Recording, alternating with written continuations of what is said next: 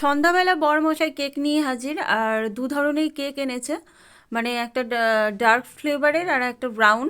তো যাই হোক, আমার ডার্ক ফ্লেভারের কেক একদমই পছন্দ না, ব্রাউনটাই আমার ভালো লাগে।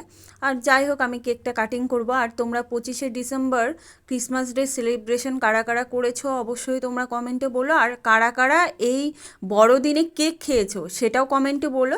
আর তোমাদের সাথে আমি এখন কেক কাটিং করব, মানে তোমাদেরকে নিয়ে আমি ক্রিসমাস ডে পালন করছি। তো যাই হোক, আমার কেক কাটিং করা কমপ্লিট হয়ে গেছে।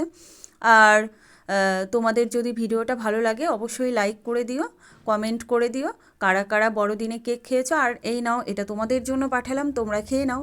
আর আমার বরমশাইকে খাইয়ে দিলাম, মেরি ক্রিসমাস। তো বরমশাইকে বললাম আমাকে একটু খাইয়ে দাও, তো আমাকে খাইয়ে দিল।